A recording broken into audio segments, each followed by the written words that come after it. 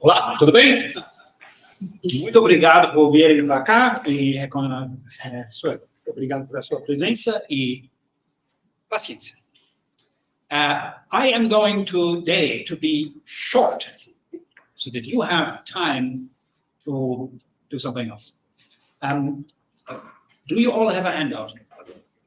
So what today's program is to wrap up things, to tie the loose ends together, and to end with what I hope to be an open discussion of the meaning and of the usage of the term truth, practical truth.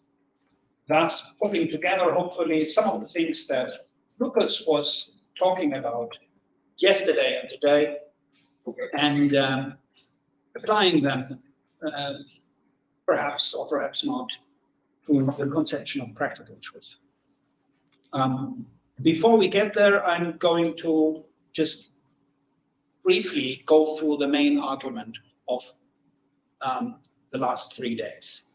Okay, and then at the end of that section, I will apply Aristotle's scientific account and the metaphysical implications of a scientific account of explanation by reference to final causes, teleological grounding, might want to call this, to his account of practical deliberation.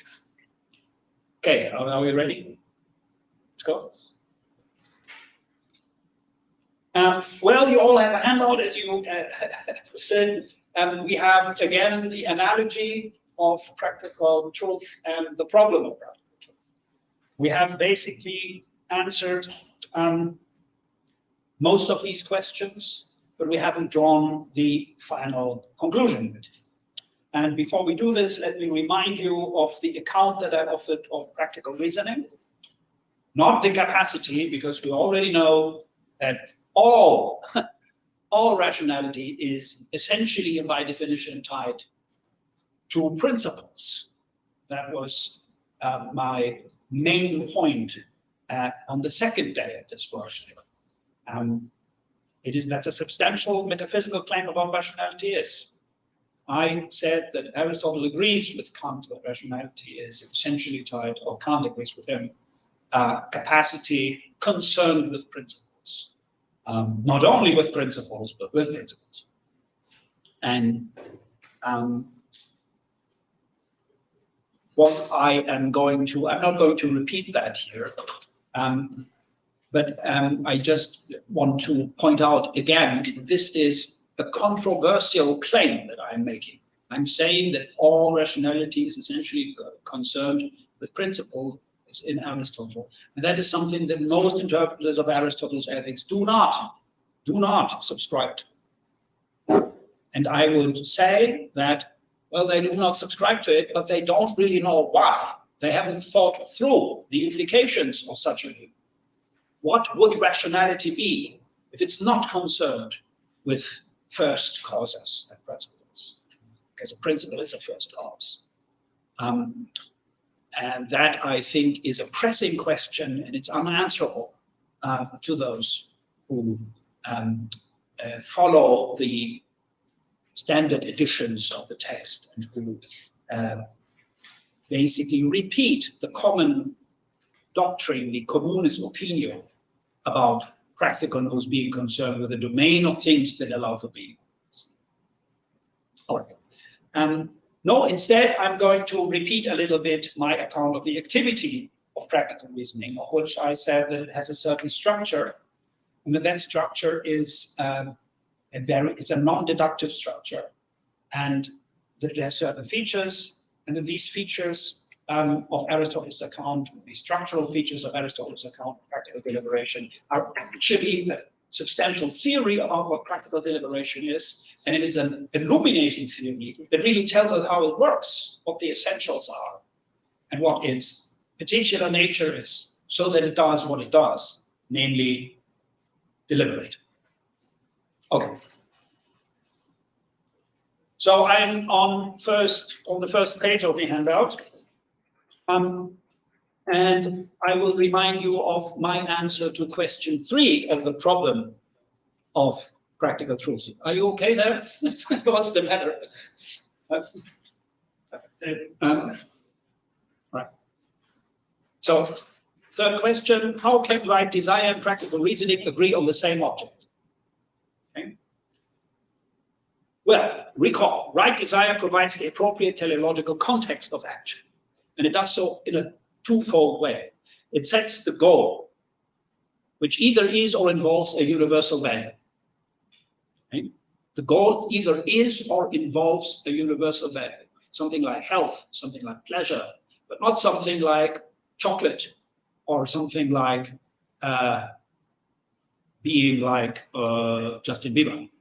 That's not good enough.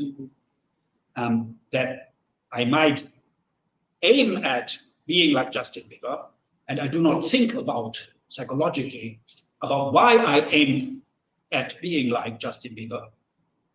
But if I were to think about, and if I was giving myself an account as to why I find this attractive in the first place, I would have to go further back to a motive that is actually a motivating thing. And that must be a thing that is good in itself. That is implied for every object of desire. According to Aristotle, think of the famous argument in the first chapter of the Nicomachean Ethics. But he's actually serious about it. That's also his theory of desire. For every desire, there must be a value that grounds why the object desired is good for me, why I think it's good, or why I believe it's good, or why if I don't believe or think at all, why it is the case that I like it and think it's good, desire. Because if I didn't think in some kind of way, or if I didn't subscribe in some kind of way that it is good, I wouldn't be desiring it. So, Aristotle doesn't believe in the idea that we desire things that we do not think are good.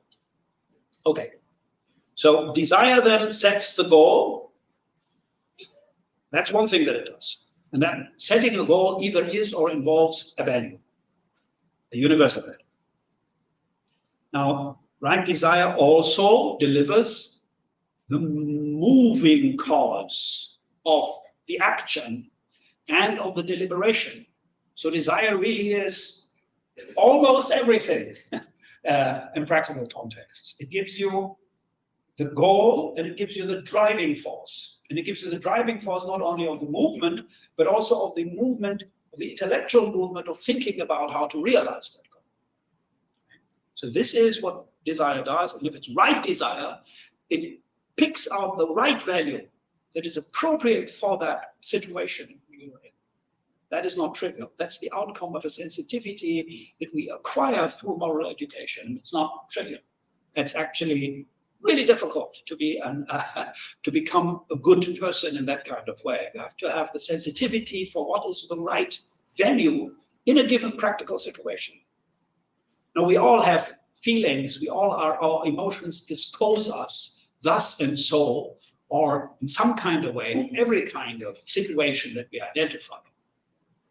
That's not the great thing about right desire and moral education. The great thing about right desire and moral education as the cause of right desire is that we are trained, educated in this habitualizing way to pick out the right, the relevant value for a situation. And also to pursue it. So this is what right desire does. It's tremendously important. It sets the entire teleological and motor context. Now, once we are tuned in to the right kind of value in a given situation, then true practical deliberation identifies certain objects or causes of action as realizers of the goal and means to the goal in the given circumstances. So my example was very stupid, so I'll go with the less stupid physician example. Well, okay, a physician, that's a technical practice to be a physician. So the physician There's nothing about particular moral education that is controversial or difficult for a physician to identify that the really relevant value for her actions is health. That's given. Okay, so that's the relevant value. And the desire for health also drives then the deliberation, if there is deliberation, in the case of a physician. And that deliberation consists in what kind of state in the world would realize health in these circumstances. Is it when I tell my patient you walk a little bit, or is it when I cut out the cancerous tissue from her stomach or whatever? That's part of the diagnosis. I have to do this as a medical a doctor, and then I will figure out this is the thing to be done. And you have an example for this in Metaphysics Theta, is it 7 or is it 8, where the Aristotle describes a chain of reasoning that ends with rubbing the patient's chest so as to bring about heat. And that is what in this moment is fulfilling the description, the definition of health. Okay? So you have to figure out, that's the first task of every deliberation, a deliberative episode, at least in theory, structure, figure out the realizer. Okay, that's difficult. What would realize the value in question? And once you have done that, you try to figure out the means towards realizing the realizer, towards bringing about the realizer.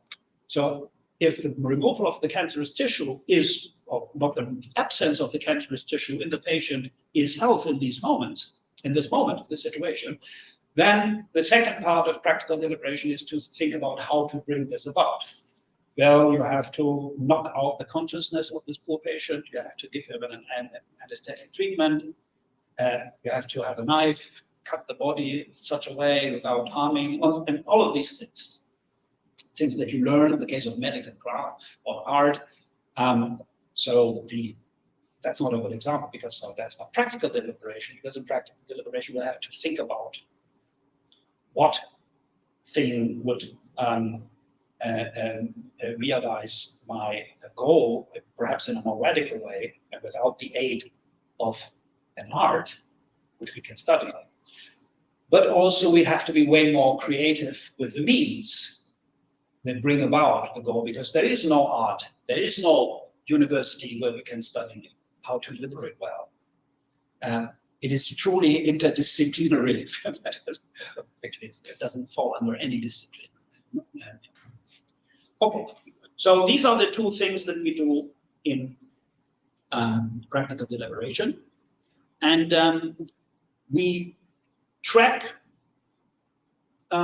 objects insofar as they are capable of helping us bringing about the goal or the realization of the goal. So we're looking for realizers, and we're looking for the causal potential of things to bring about what we want. So things are good for us, reveal themselves, or are revealed as good for us by practical deliberation through their causal powers of bringing about the desired goal. So they correspond. Aristotle, I think, says so somewhere in the Union Ethics, that it is by their potential bringing things about that the things that we deliberate about acquire the goodness. And they acquire the goodness, they inherit the goodness from the goal. All right. The example was the physician. Here the goal is health, which is a universal value. The realization of the means are the removal of the cancerous tissue, which by itself is neither good nor bad. But in the context, teleological context of health, removing the cancerous tissue is the healthy thing to do in the obtaining circumstances. The deliberative statement that the cause of medical deliberation thus will result in will refer to the same value as the value that the physician, qua physician, aims at, health. Health will be driving even my grasping this scalpel. The driving force of that for me is health. It's my desire for health. in this. This is ultimately, it just is there's a long story of translation or of transitivity of goodness. It explains why this is the case. But what moves me is my desire for health. Supposing that's a scapel, suppose that I am a physician, and suppose that I desire health. So the last thing that deliberation ends with, moving the cancerous tissues here and now in such and such a way, that is the healthy thing to do in the moment, but it is not health, as I said. Why? Because health is a universal value. We cannot bring about universals. That would be too much for a human to do. So what we can do, we can bring about a thing that shares the, with a goal, the property of being of that same kind as the goal. So in the case of health, it would be healthy. The healthy thing to do, and that's paronymous identity I claimed. So that was my thesis. The agreement between right desire and true deliberation is a paronymous agreement, as it holds between a universal and instantiation, albeit in a more or less contingent domain. Now, this is also, as Lucas pointed out yesterday, compatible with saying that there is some synonymous agreement. But that is not the point of deliberation, practical deliberation. That's also the point of practical deliberation. But the point that I want to bring out is that we are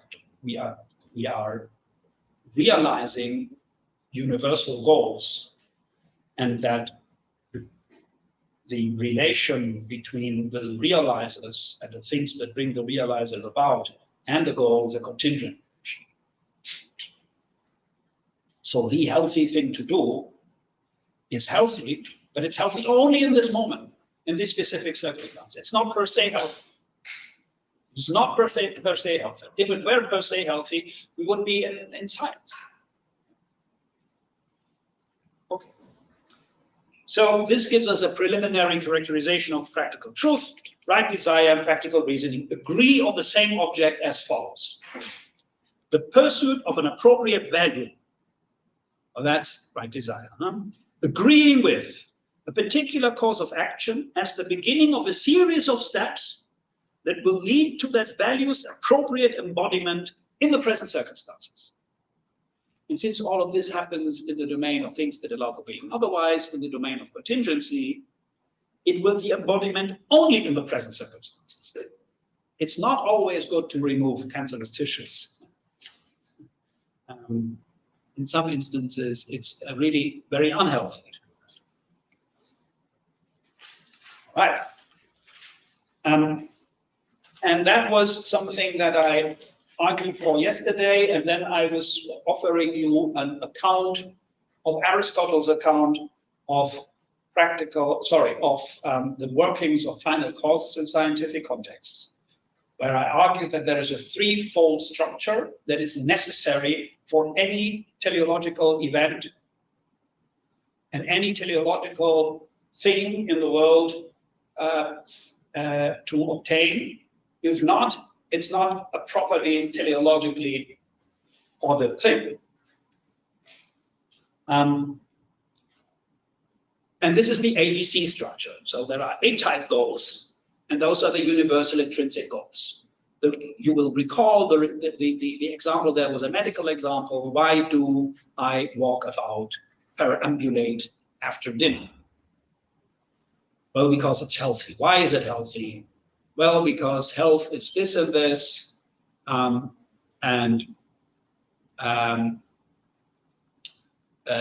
in the moment, what is to be healthy is instantiated by a situation of the absence of the food at the mouth of the stomach. Well, you have a handout? And if that, so that is what health is in these moments. Okay, that's the state of affairs. That's the realizer. The realizer of health is health in these particular circumstances. That's the absence of the food stuff in the stomach in that particular business stuff. And since that is health, that and it's not currently the case, that which brings that about will be healthy. That is walking. And that is why walking after dinner is healthy. Okay? So we have the ABC structure. A is the universal goal. That must be a value in the case of human action. And I said why. B is the realizer. That's a valuable physical state of affairs. I call it a B-type goal. That realizes or in some way instantiates A and exists for its sake. Okay? And C is the productive act or the physical action or movement which is productive of B and exists for the sake of both B and A. And I argued that A, B, C are necessary as structural elements of any teleological explanation of processes or actions. They're also sufficient, but by no means exclusive of further steps. There can be also, there's no limit to the complexity of human action or teleological processes. But whenever you have a teleological occurrence, argues Aristotle, if you want to explain it, you have to use the ABC structure. And I argue that this ABC structures comes with a certain ontological requirements. The A-type goal cannot be just any old thing. It must be a value or a universal, okay, in the case of natural teleology. But to be a universal is not enough in the case of human action. In the case of human action, we're dealing with contingent relations between A and B. It's not like in the case of, the science of cats that, take an example of, take a chestnut tree, okay? You want to analyze as an Aristotelian biologist the processes and the being of chestnut tree. What is ABC? Well, A is the essence of the chestnut tree. That's the soul of the chestnut tree. B, what is B?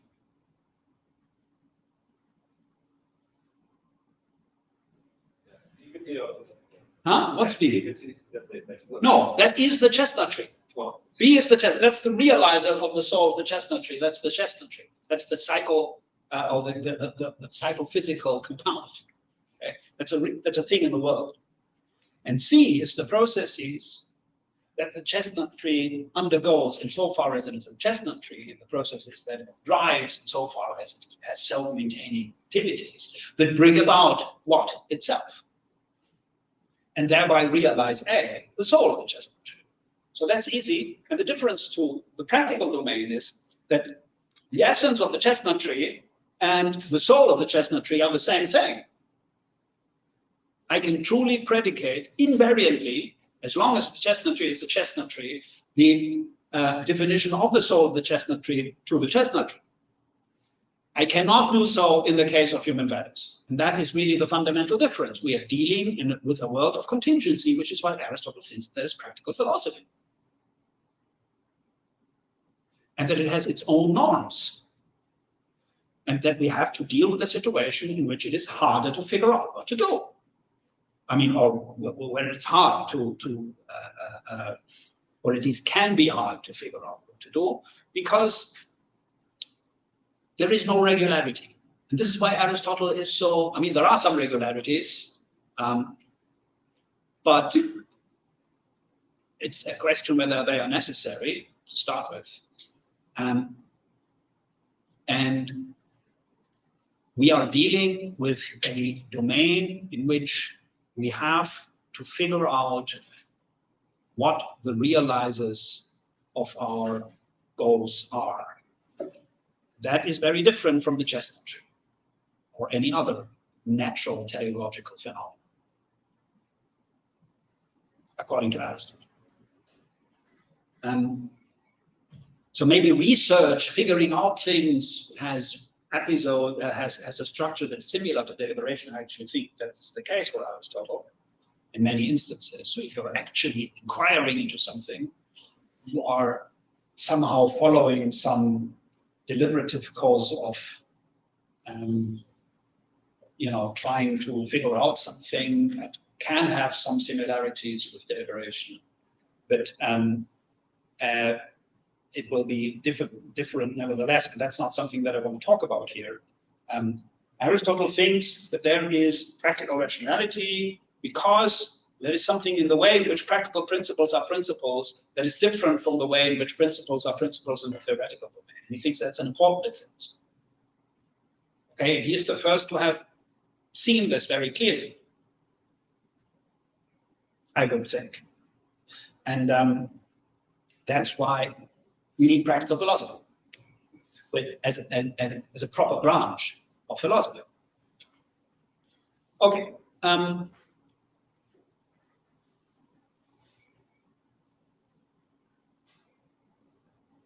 I also said, adopting a term coined by Lucas, that this parallelous identity between the B-type goal and the A-type goal is situative identity.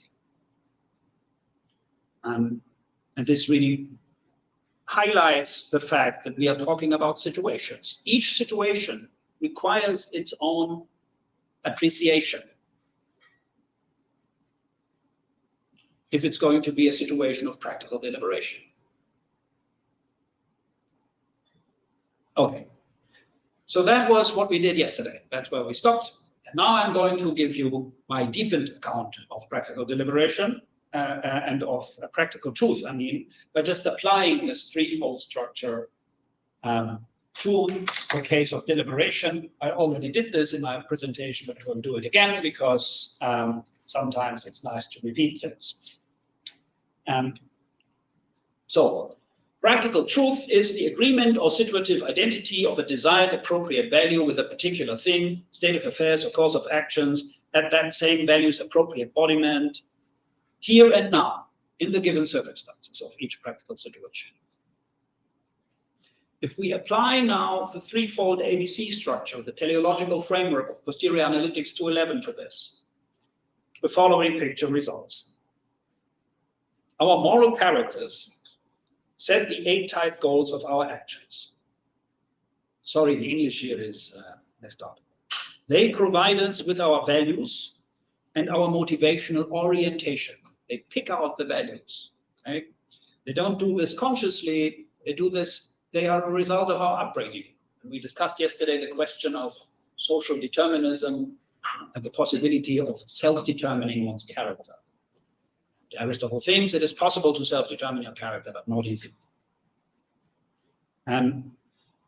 Okay, so our moral characters set the A-type goals of our actions. They thus provide us with our values and motivational orientation and the driving force to realize our goals. In the case of right desire, our A-type goals are set by virtue, by moral virtue.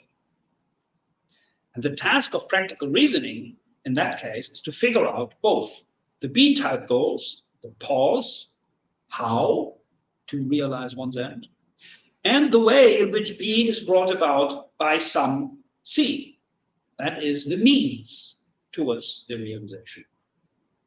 Now, the principles of the existence of B and C need not always be drastically situation and context dependent, and thus variable. So what justice is can be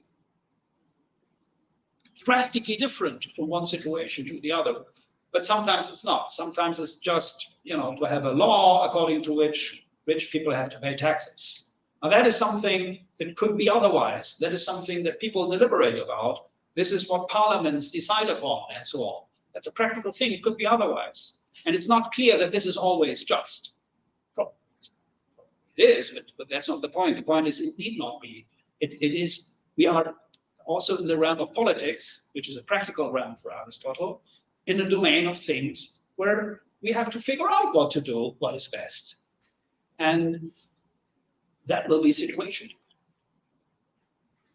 Now, some situations are pretty stereotypical and are not likely to change. Like, for example, the tax situation changes much less drastically from one year to the other than my health situation. So, all right.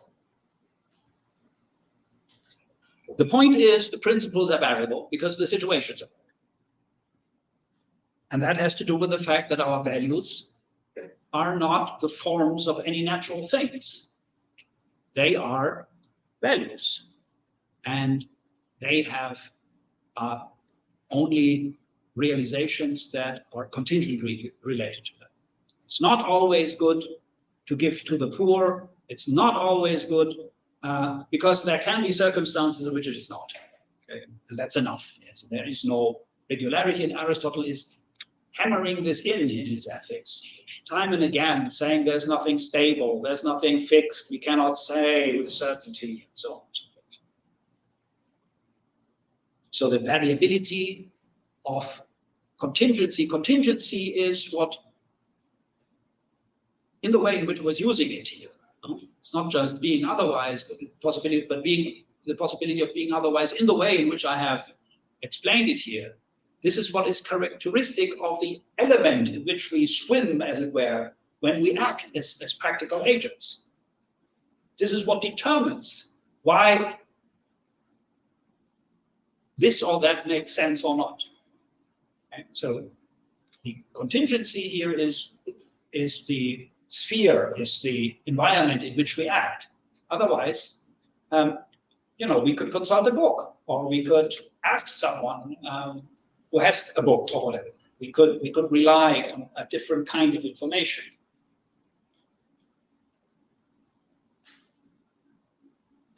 So, true practical thinking has the task not to merely come up with some B and C, some realizer and some means, but to reason towards the realizer and the means, the productive causes of the realizer in a principle-oriented way. I pointed that out, and that is, I think, very important. I argued yesterday that Aristotle thinks that the capacity of practical reasoning is by definition related to a domain for which there are principles, and those principles are here the principles of particular causes of action. And those principles is not the value, because the value is constantly tied to my, more or less constantly tied to my moral disposition, to my moral character. That is not what I'm deliberating about. I'm not deliberating about whether I should become good or bad. That's not how it works for Aristotle. But I can deliberate about whether I should do this or that in order to realize my value. And when I do this, I start from a principle. Why? Well, because that's the first step in a series of steps leading to the realization of the goal. And if I am deliberating, I am deliberating about each step as a member of the series of steps. And that makes it a conscious thinking that is consciously principle-oriented, or more or less consciously. I'm having constantly in mind that when I do this, I'm doing something healthy. And that is not trivial. Okay? That can only be explained by a complex kind of reasoning that doesn't lose its orientation in its principle.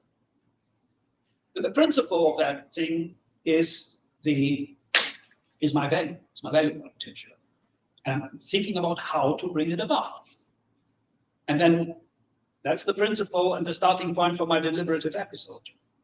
But the last step in the deliberative episode, taking the knife, cutting the patient, that is something that is the first step in a series of steps in the backwards direction or in the inverse direction. And that is the principle that is up to me. That is the principle that deliberatives can bring about. And this is what they are doing. Thus, they move particulars, they change particular things, they interfere in the physical course of events of the world. And in so doing, they're bringing about a universal, as Aristotle says in the sixth book of the Nicomachean Ethics, namely a value. Okay, so what we are doing when we are deliberating, we are realizing our values. We are doing this even if we never chose consciously values. As I said, when I'm correct, according to Aristotle's theory of desire, all desires orient us towards values.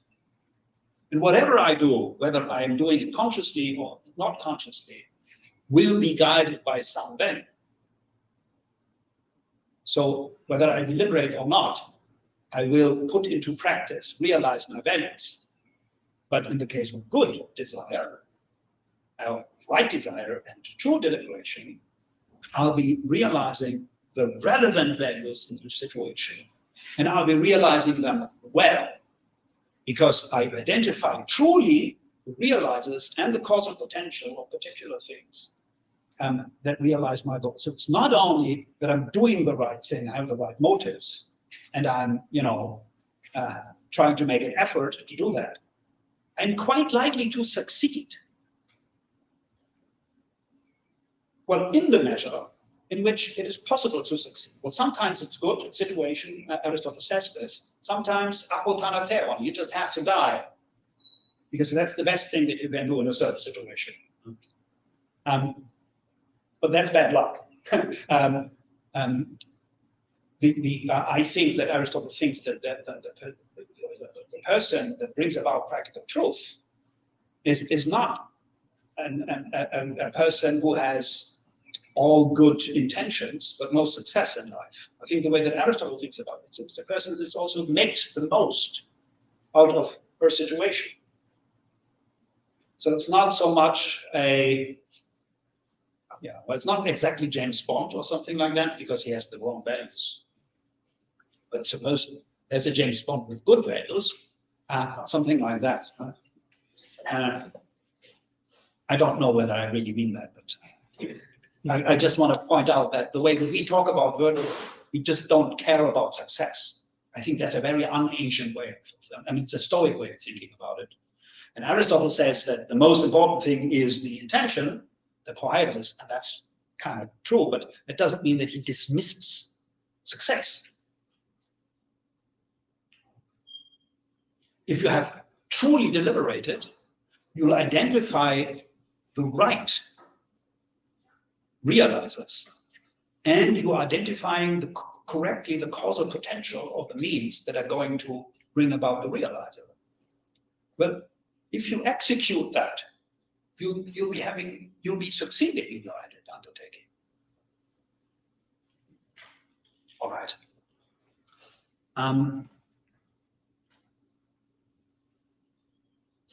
Okay, so the deliberator who produces practical truth reasons towards B and C in a principle-oriented way, namely by figuring out the best principles for the existence of A in the given circumstances. But I also said that we cannot detect whether this is actually the best. So I maybe should rephrase this. Certainly there are going to be good principles for the existence of the goal, the value of the given circumstances.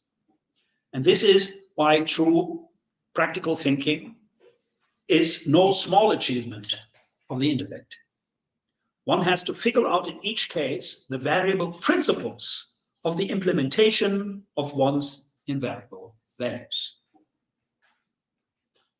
Okay, so that is the application of the ABC schema on practical deliberation and practical truth. And I take this to be a confirmation of my interpretation of practical truth, because it just fits seamlessly and exactly Aristotle's general account of the workings of final causes, with the difference that in 3:11 he's not talking about contingency, but that doesn't matter. The point is that we are realizing our values. We're realizing our values when we are practically wise, when we engage in practical truth, by way of bringing about our values, literally bringing them about, but by way of paronymous identity. And I think that this is what Aristotle has to say about practical truth. And now, before we get into the final section, I'd like to ask you whether there are questions about this.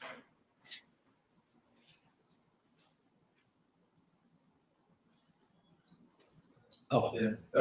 Just some questions about if I understand your picture correctly. Is this account of practical truth, an account of deliberative success.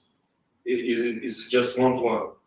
No. No. There's more to deliberative success than practical truth. No, there's more to practical truth Oh. than deliberative success. Oh. Because as we've seen this morning, you can, deduce the right conclusion by way of the false premises that might even express true propositions.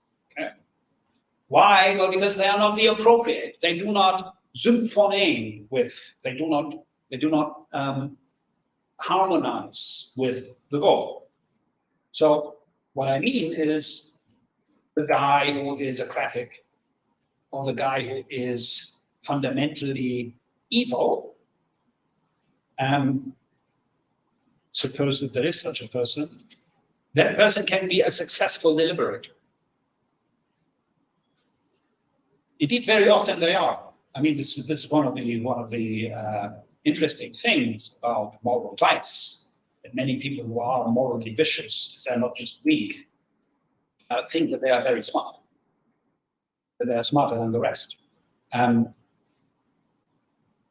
And Aristotle would say, well, they have all the right premises, but in the wrong arrangement, so that this contradicts their goals. So what is added beyond mere deliberative success? So deliberative success in the Greek is euphorия. Sorry. Which is well deliberate. Deliberating well. Well, you can be deliberating well with all sorts of, you can build a concentration camp on the basis of the deliberation, then you're doing the wrong thing. And so on. So what is the extra? The extra is right desire. Right desire sets the goal and the drive to realize the goal.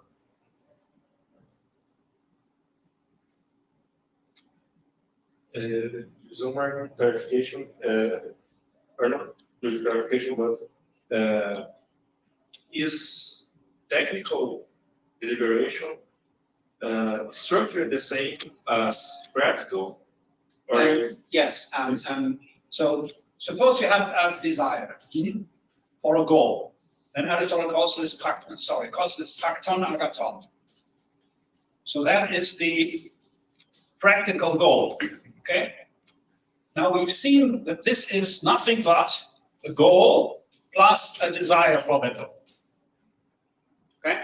This is the starting point of every action and every course of deliberation.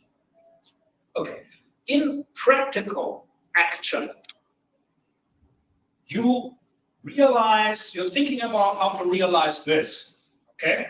And then you move from step to step, think what's the realizer and so on and so forth. In technical action, this is not necessarily what you do. You don't have to deliberate about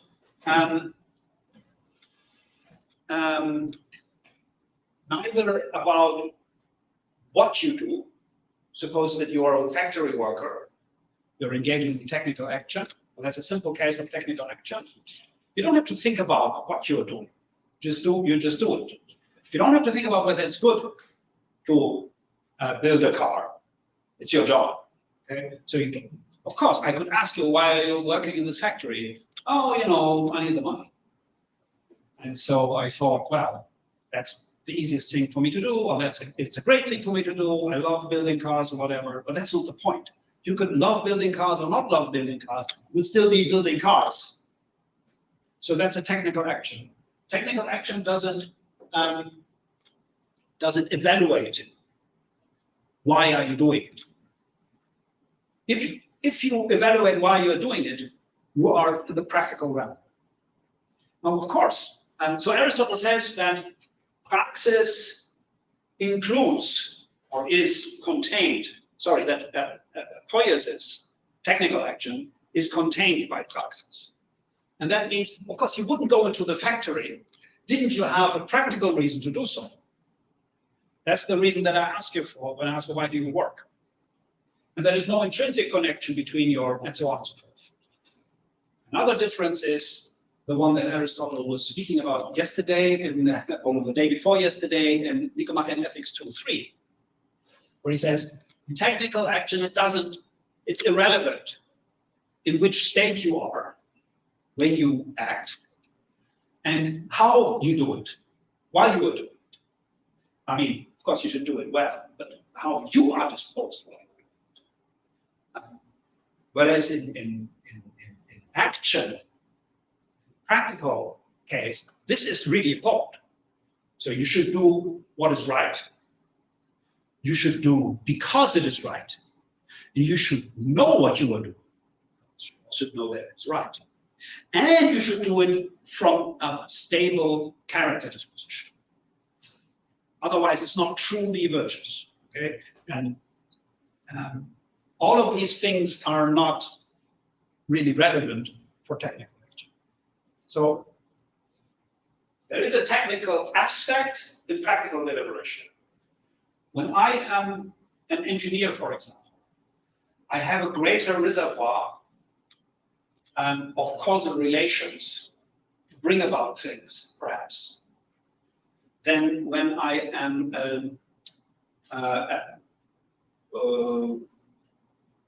someone who works in a less technical job or has less knowledge of causal relations.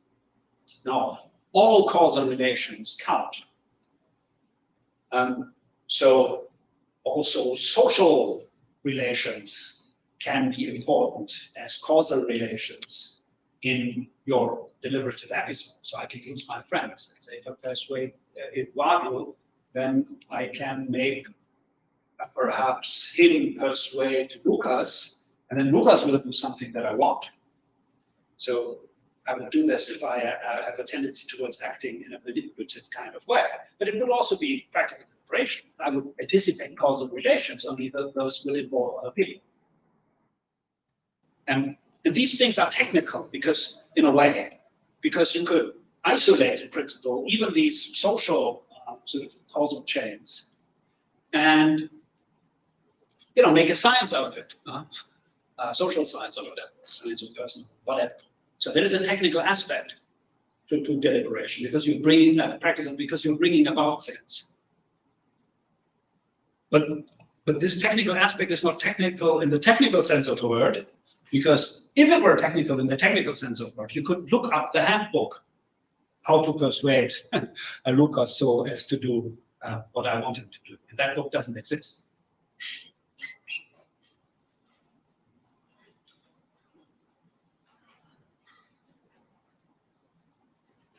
Other questions? Yes. Just really limited more clarification. I have some just about the threefold structural the ABC structure. Mm-hmm. About A and B, what is stopping me following the A-B relation tautological? Tautological. Because this term is very confusing for me sometimes, and Yep. it just stopped it.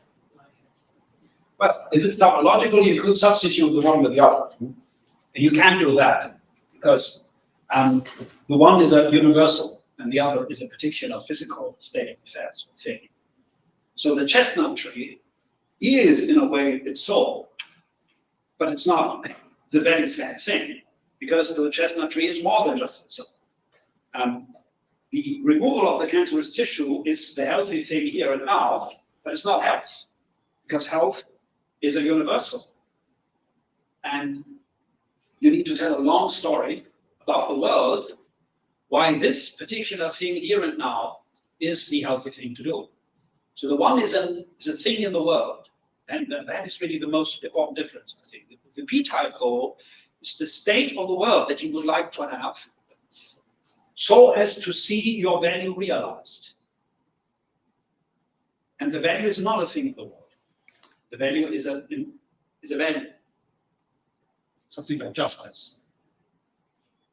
And a just thing, a justice, well, they correspond. in very important ways, but they're not the same thing. So there is no relation of tautology. Okay. Okay, so we can move on to the final discussion, namely, what has all of this to do with truth? Why is Aristotle talking about practical truth in the first place? And I have already offered you this idea that he is under some kind of coercion. He has an account of rationality, if I am correct, that's controversial, according to which all rationality is concerned with principle. Forget about that. He has an account of rationality, according to which all rationality is fundamentally concerned with truth.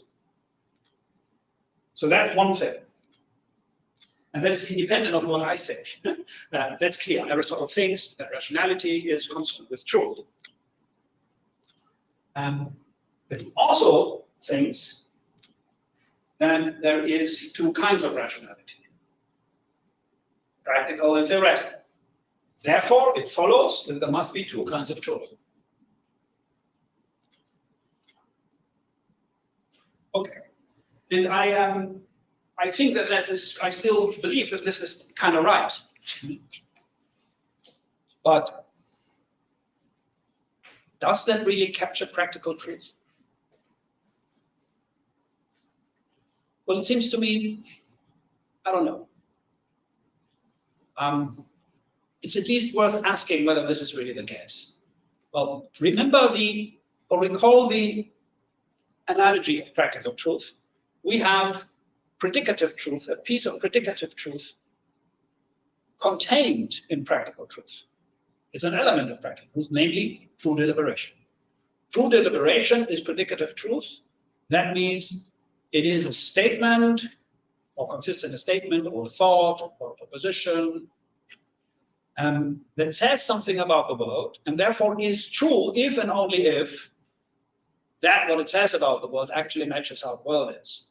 And I said this is true descriptions of what things realize given goals on the one hand, and true descriptions of the causal potentials of things to bring these realizers about. Now, why isn't that practical truth? And it's clearly not practical truth for Aristotle. That is true deliberation. Why is true deliberation not practical truth? Because practical truth also refers to the right desire. Yes, exactly. So I could give you a wonderful piece of practical deliberation where I am giving you a full account what the saint would do. Okay? And that would be a great thing, and would be very complicated. And I could laugh in your face and say, that saint is an idiot. I could still be right. I could still be matching all of that. It would be the same act of deliberation, technically speaking, as the act of deliberation the saint will engage in. So that is not practical truth. So what are your intuitions when you hear practical truth? I mean, think of the other interpretations. Think of Anscombe. It's a description of how to act made true by me acting it out. The practicality there, the practical here is that it is truth being made. Okay? Is Anscombe right about that? You don't think so? I kind of like that. I think it's probably not wrong. I'm not sure I get exactly Anscombe's views, but Yeah, neither am I. yeah, well, I wonder. I was thinking about postponing this question to the end, but it's not at the end now. Well, we are at the end. Now is the end. Wait, Yes. this expression in Spartianity, when it occurs to the text, aletheia practica, Yes. one way of taking the expression, I think it's compatible with very few it's the expression practical in that context. I think I have translated it each Portuguese as here is Abdullah just some. So this, the objective practical in this context means that besides having the system in the other side, you are absolutely right in emphasizing the need of design has driven the whole thing. We have the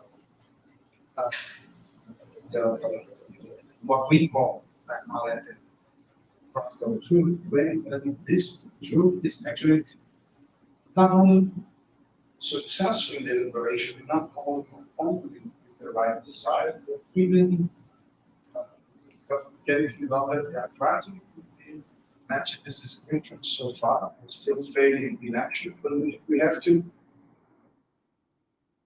still apply or satisfy the next step, which is to really accomplish what the desire and as a deliberative success is assuming that we should. Okay. I see that point, and I think that is Anscombe's point. This is sensible. I think so. And I like it. I don't think it's correct about Aristotle. I mean, he wants the accomplishment, he wants it. But he does not say that, if you look at the text in 6.2, he's not talking about action. He says praktike, perhaps in the way in which you suggest by your translation. But basically, he ends with the cause of deliberation being decided upon as to be done. Then we are already in possession of praktike alete. Whereas if the ontological reading of it, in terms of the ontological conception of truth, which according to Hegel is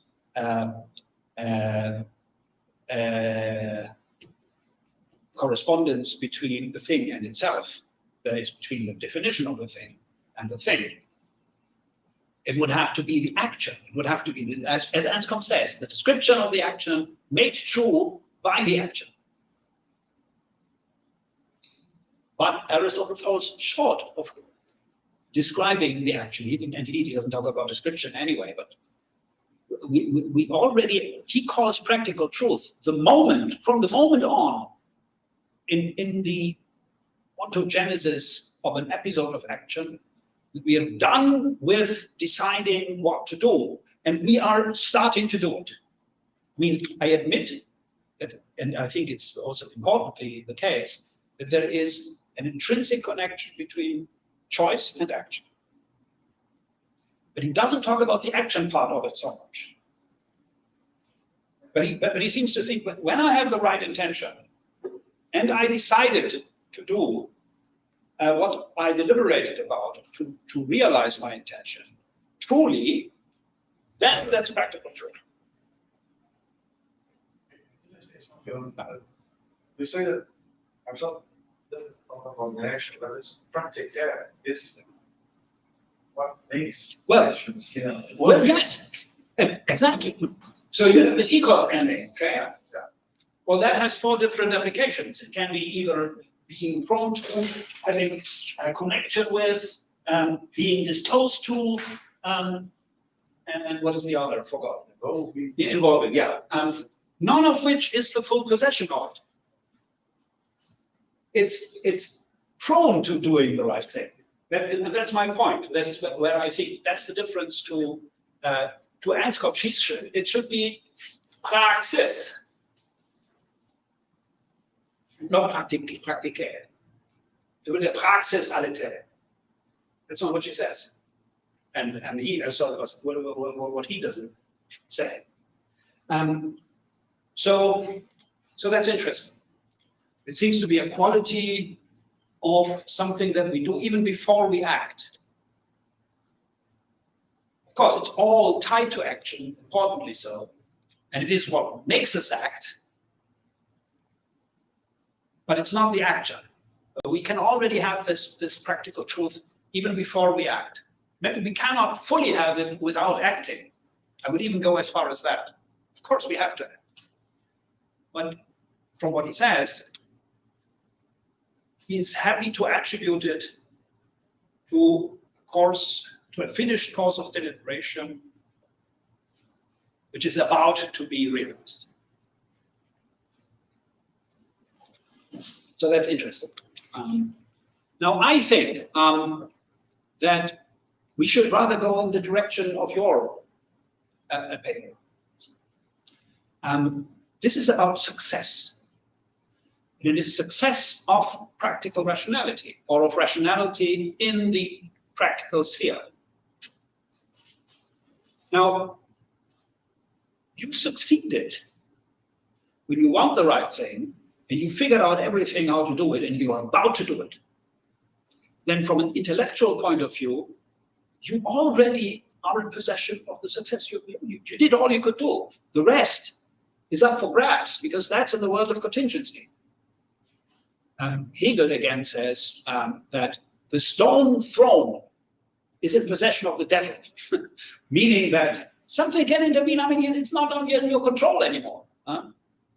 Something can happen that you didn't foresee. So as far as your rationality is concerned, you are in possession of the success.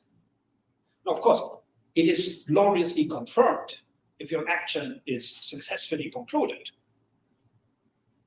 But that glorious confirmation is not an achievement of your intellect. So I think if you employ this idea of success, epistemic success here, but practically epistemic, then you know what to do, you are motivated in the right way, and you know the principle and cause of how to do what you are aiming at, and you know it exactly. You are in possession of the entire causal chain in your mind that will lead to your desired goal. That is what the intellect does, and the intellect is already successful at that moment. That would be my claim. Say Klaus, that the graphic agent has actual truth. That's a good question. That's because that's now lurking at you. No, exactly. Well, the background of Fernando's question, which is really neat, is this. Aristotle describes the Socratic agent as someone who has the right intention, he accepts the principle, the good principle. Okay, an example. Alcohol. Okay, here we have an Socratic agent. The Socratic agent has had an encounter with this doctor, and the doctor told him, okay, you drink too much alcohol, and it's going to ruin your health. Stop drinking. And this is a good guy. And he says, my doctor is rational, the voice of rationality. I'll stop drinking. I shall henceforth never drink anymore. So he has the right intention. We call this acquiescence. Okay, now, Fernando's question. Well, couldn't such an agent, you cannot distinguish the Socratic agent up to that point from the agent who produces practical truth.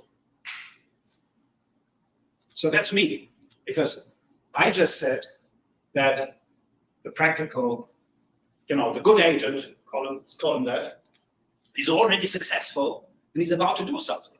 But the Socratic is just about the same. He says, I don't want to drink anymore.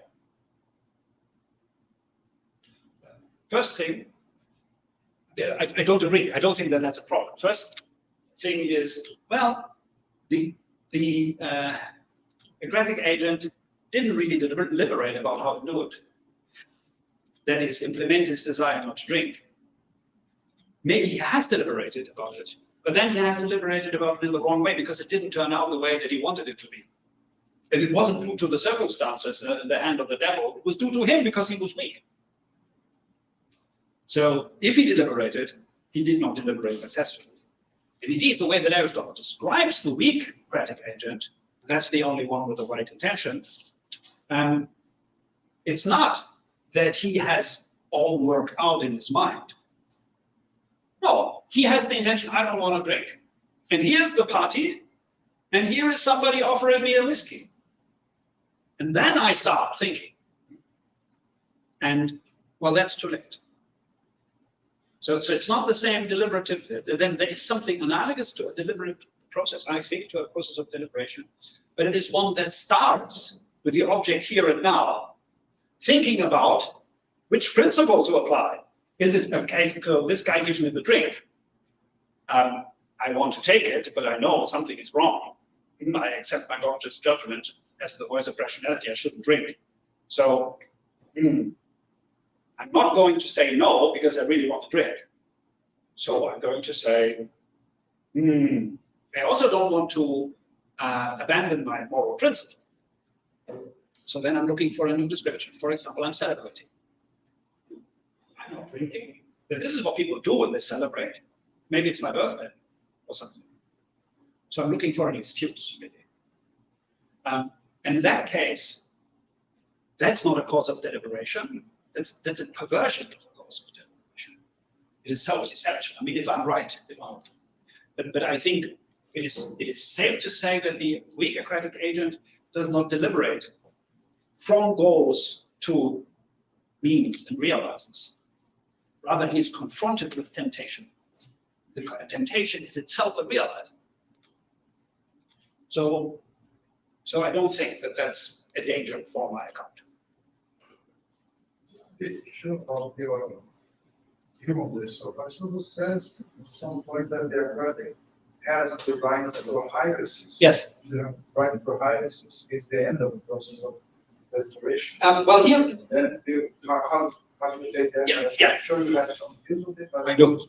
make it explicit. Yeah, okay. So hierarchies is just a word for choice. And choice is the result of deliberation. In the way in which Aristotle describes choice in Book 3 of the Nicomacheans, and also in passages in Book 6. But that's not the only usage of term. I spoke yesterday of this wonderful article. I mean, there are many things I disagree about with him. But Surachi has this article about rationality, and I forgot the title of it. But there he has a nice description, just a collection really of usages of the term choice in Aristotle. It's quite revealing. It means if I have a choice, it's like, for example, the choice of the acratic agent, I shall not drink. Never again in my life will I drink. Just like me, after having eaten too much, I might say, I will never eat again. No? That's a poiesis. But it is not the proximate cause of an episode of action, which is what poiesis is in some passages in Book 3. Eschates aestias, tes praxemus. And it's not eschate, it's not the ultimate, the last thing. It can also be eschate in the other sense. The resolve. I will never drink it. Now here is a drink, and then I still have to make my choice, whether I want to abide by my choice or not. So the Greek doesn't differentiate between resolve and choice. Or even the English choice is really more remotely connected. You can use it in all sorts of ways. So in German, we can distinguish, and perhaps in Portuguese too, to say, tomar uma decisão, resolver, etc. So I think that's possible. You can have the same. And in German too, you have Vorsatz, something that you put in front of yourself as an object of your will. But that is long term. And you have Entschluss, you are doing it. That's the last thing. And so choice is ambiguous. That's my answer to it. Okay. And if the acratic agent were having a choice in the eschate altia tes praxeus kind of way, as the immediate proximate cause of action, we couldn't explain what's happening in Nicomachean Ethics 7, because there the agent thinks does not do what he has the choice or the decision to do, what he decided upon. And something is happening in between, so it can't be the last.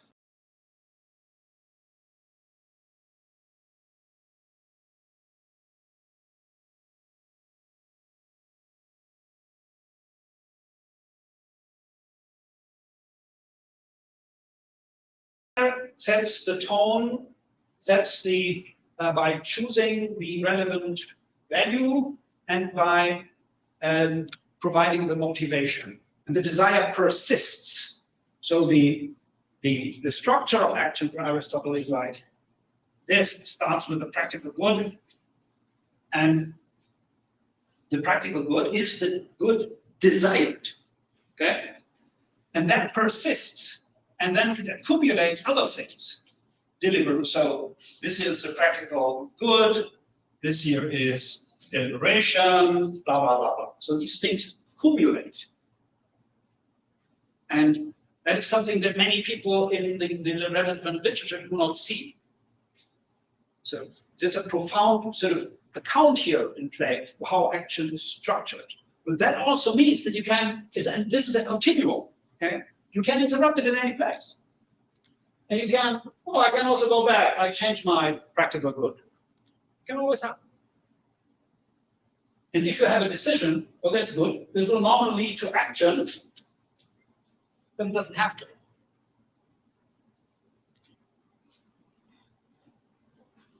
So I find it pretty realistic. But anyway, going back to the success notion of practical truth. Then, what is that success notion? Well, that's, as Lukas pointed out, that's a functional, that's the fulfillment, the desempeño de una función. That's what you were saying. And I think that actually exactly have a success in the application and the usage, the chases, the desempeño, the using of the capacity that we have.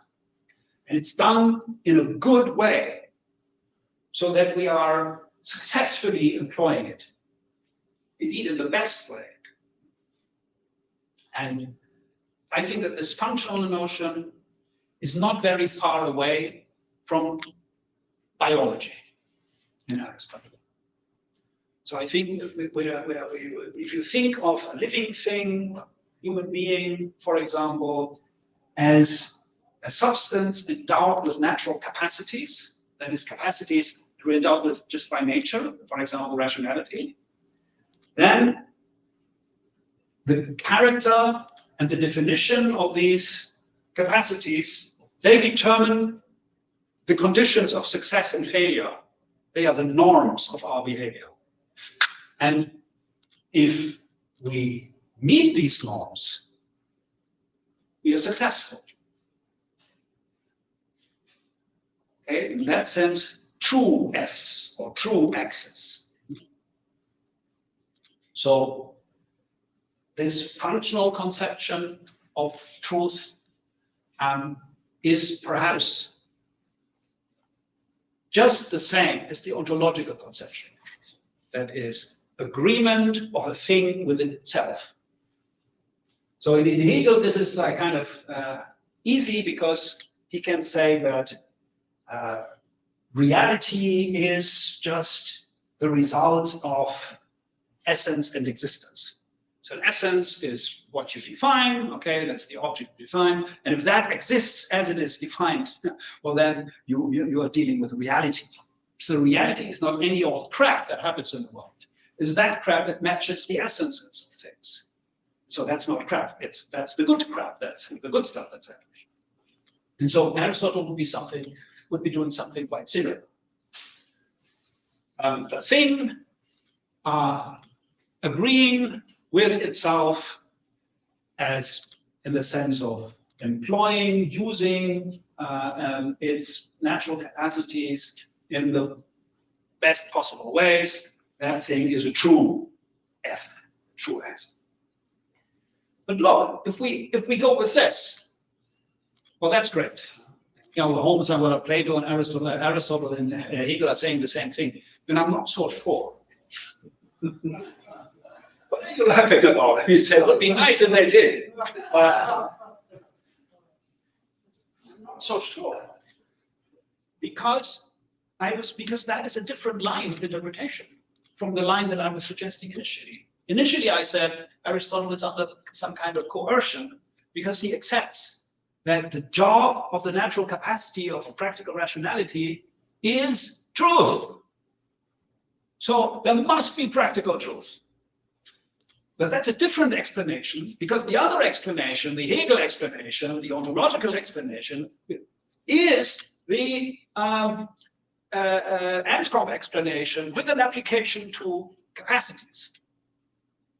And that is a different explanation. It is a different explanation because the ontological explanation, being a good F by fulfilling the definition of X, applies across the board. It's not specific to rationality. But Aristotle doesn't speak of the truth of a worm. You can say that there's a true worm, okay, because that's a worm that's very close. It's an ideal, almost ideal exemplar of, but he doesn't call it truth. He wouldn't call it true, perhaps, or something like that, but not truth. So I have to take back what I said about the ontological bit. You were kind of buying it, though. And really go back to my initial hypothesis, that we are dealing here with the idea that practical rationality is, as all rationality, concerned with truth. Truth is its product, it's its ergo, okay? It's its work. O trabalho que faz, né? And that is unique to rationality. It's the only natural capacity essentially related to truth.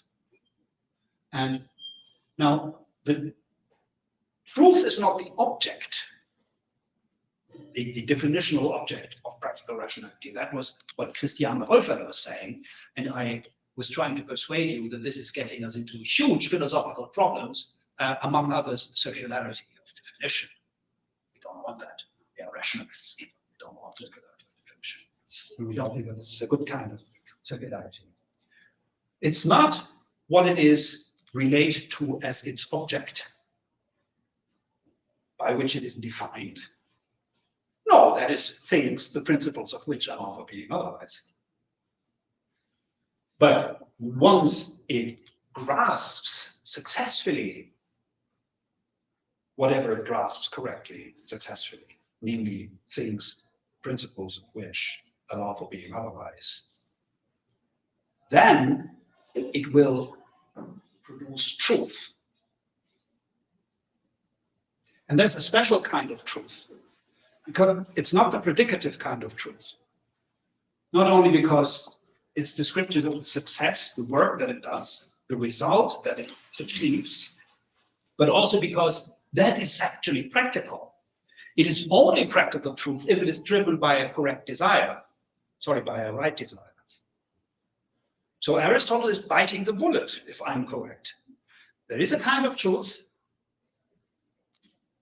which is practical, therefore includes desire. That is not quite the same as the praxis account of truth, which would be the ontological account, where something is being made true by me doing it. Okay, which is basically what Thomas Aquinas thinks about practical truth. Basically, what Anscombe is doing, she's parroting Thomas Aquinas of that. And it's an interesting view. We have capacity that is capable of making true what it wishes, what it is concerned with. That's not Aristotle's approach to practical truth. It's a truth as the product of an intellectual endeavor that is driven by desire. And it cannot be true without that desire. Cannot be true without the value orientation that the desire provides. And all of that can be true. That is truth. So we are doing truth, you can say about Aristotle, that he could be saying, should be saying, or can be quoted for having said that we can do truth. And that will be when we act in the way which practical truth requires us to act, namely for the right motives and with the right knowledge of the circumstances that lead us towards best realizing our goals.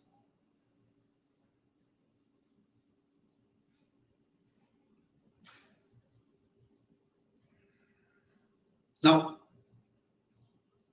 I don't know how many of you have views about theories of truth, that you might think that this is a weird conception of truth. Because it's weird that there is truth that is somehow an object of human doing, even if it's not something, it's not the action, but falls short of the action. But then I say, if that is a worry that you should have, Aristotle has all sorts of usages of the word truth. And one of them is to be found in the passage that I gave to you in the last page of the handout, where Aristotle talks about rationality. He says, that's the first quote, "It is right also that philosophy should be called knowledge of the truth. For the goal of theoretical knowledge is truth, while the goal of practical knowledge is action."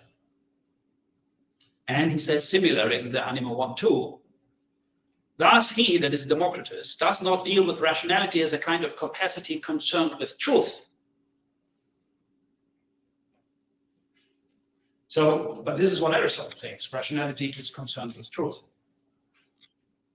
Now, it's not very clear what exactly the usage of truth here is. It could be truth as, I'm quite certain, and I've been arguing for this, that this is truth as the result of a successful exercise of the grasping of the objects with which rationality is concerned.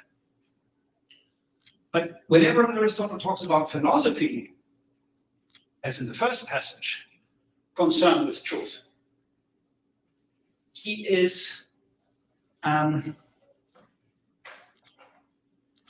not using the description concerned around the truth, perite aliteia. This is when he's talking about practical truth.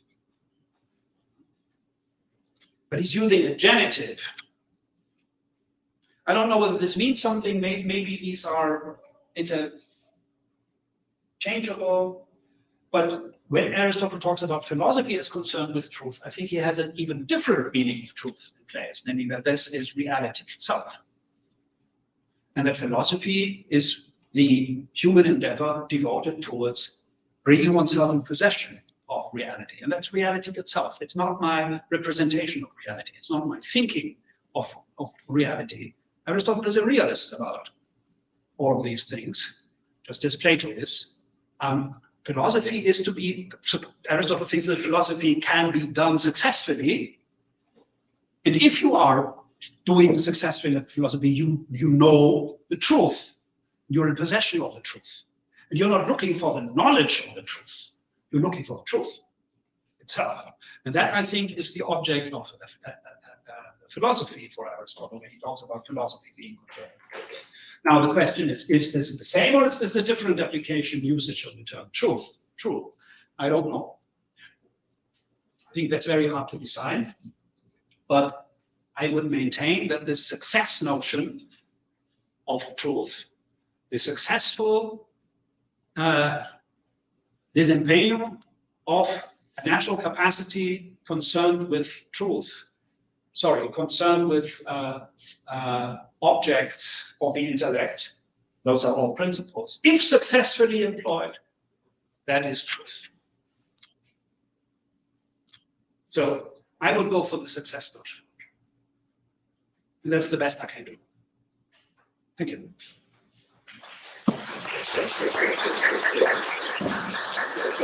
And thank you very much for your patience. I really appreciate that you came every day.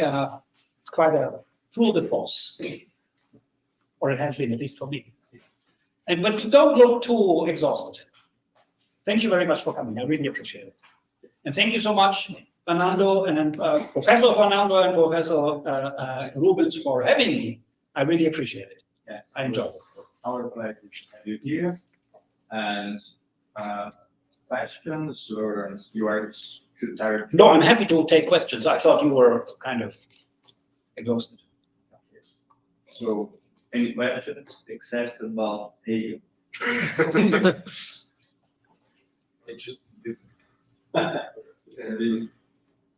Don't get me started with Hegel. Just Yeah. In the paradigm analogy of the theoretical truth,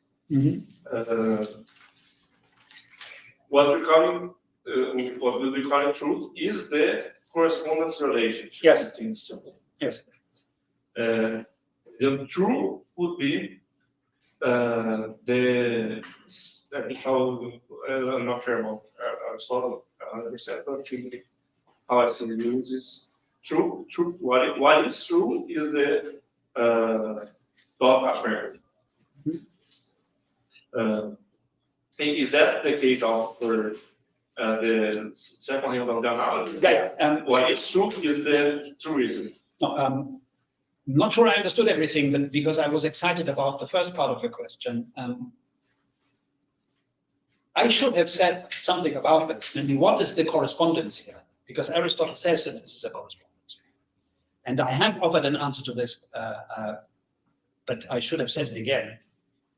I'm saying that the situative identity is what gives us between the object of right desire, therefore with right desire on the one hand, and true reasoning's affirmation on the other, the situative identity.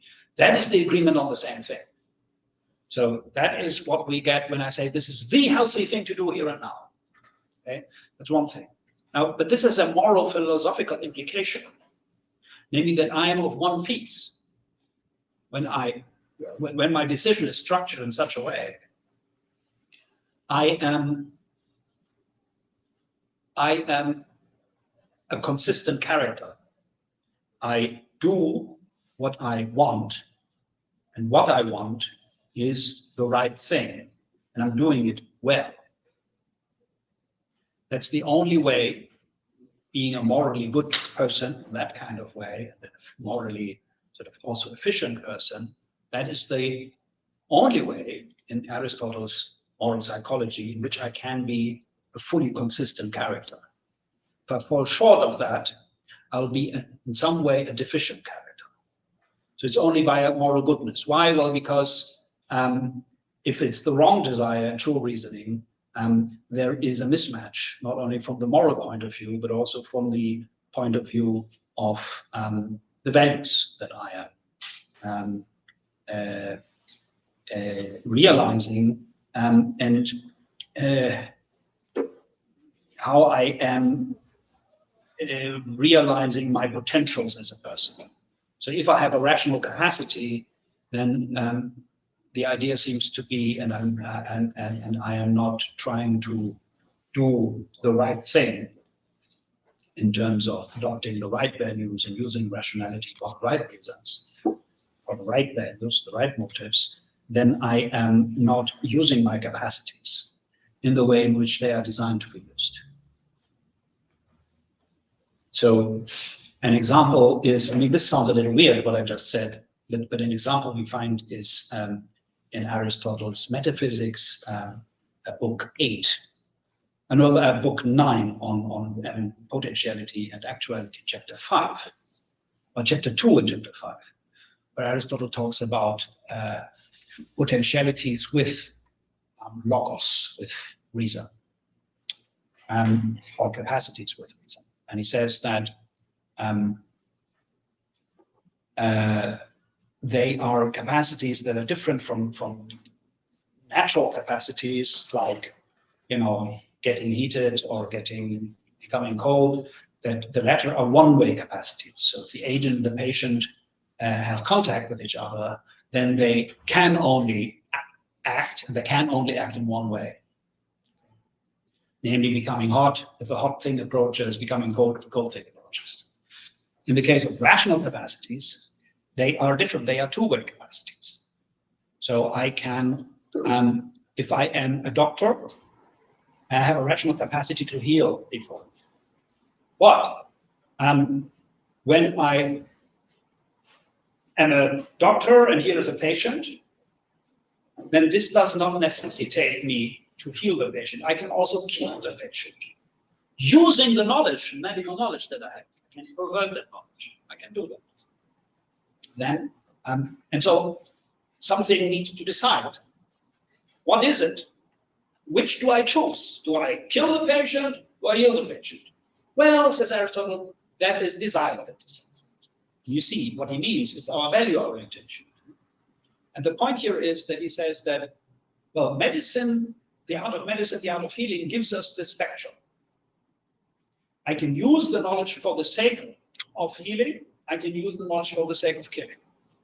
But in the latter case, I would pervert that because by nature, it is tied to the positive thing, which is health. The art of killing is a privation of the art of healing. It is parasitic on the art of healing. And it's a perversion of the art of healing because I'm misusing it. I'm using it, applying it, but depriving it of its goal. And so on. I don't want to sound weird, but I think Aristotle is thinking that if we misapply our knowledge, and knowledge is universal, and only universal things explain the bivalence of human nature. So because the art gives me both possibilities, my value orientation will have to decide. I decide which way I go. And I think that this implies that he thinks that we are not using our capacities in the way in which they should be used, not realizing our full potentials if we fail to act in the right ways. And that's a complicated story, but anyway, I think I'm talking too much anyway. The point is, there is a story in the background here about that there's an agreement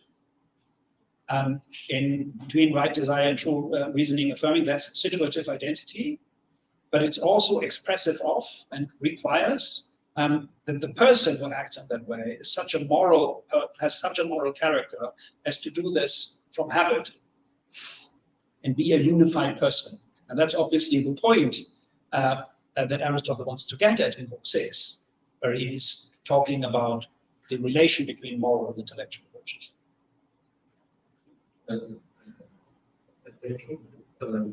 The other part that I was considering is in the regular theoretical case, you have SSP in quotes, SSP out of quotes, Yes. and the two together is truth. But they're not both true. What's true is the S quotes. Yes.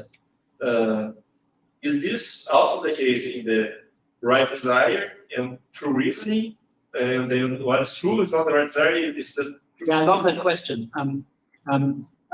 In a way, yes, because only the true reasoning is in square quotes. And practical truth is the conjunction of both. And that's the weird thing. The weird thing is that Aristotle is supposed to call something truth that is not only predicative, but implies desire. But that's a different kind of truth. So predicative truth is a part of practical truth. Yes. Which complicates the analogy, but as Eduardo pointed out first there. I guess my question was motivated by the truth bearer question. Yes. If the truth bearer of practical truth is just a reasoning or it's both? Just both? Well, the truth. That's a complicated question. So the truth bearer in the case of theoretical or predicative truth, that is the sentence or the thought or the utterance. Now here it's 3 and 4.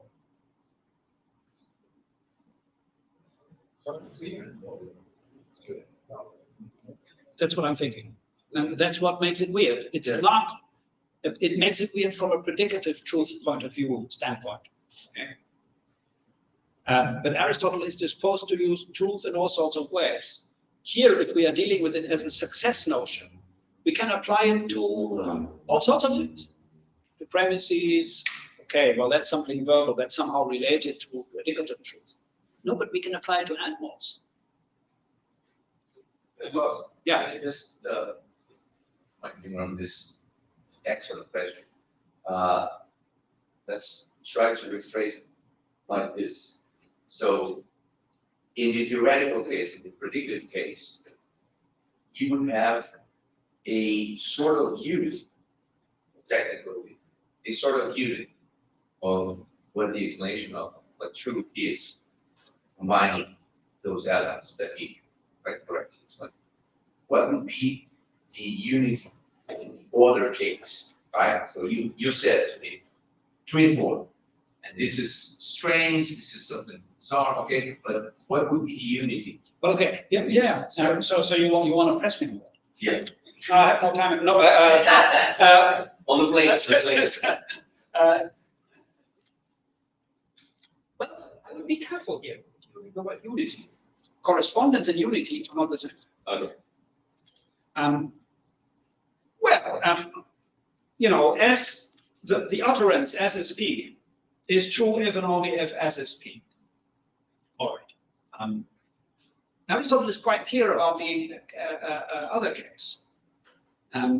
He says that right desire, homologos eschusa, that is being in a condition of agreement with true deliberation.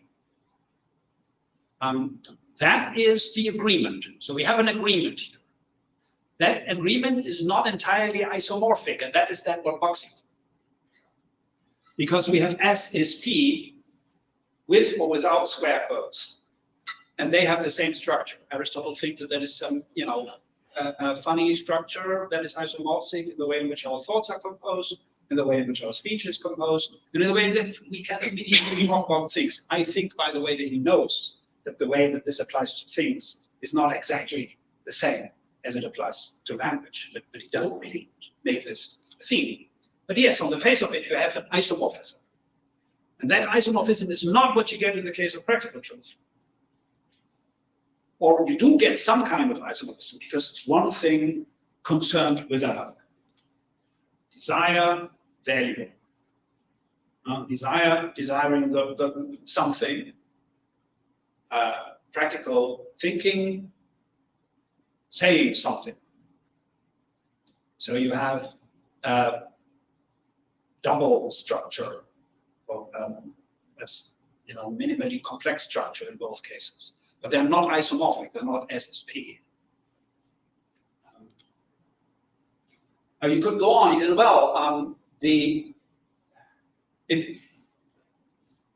if you think about if you turn away for a second from this analogy, from the way that I analyze it, and you have these 4 boxes and so on, and this looks as if you separate things.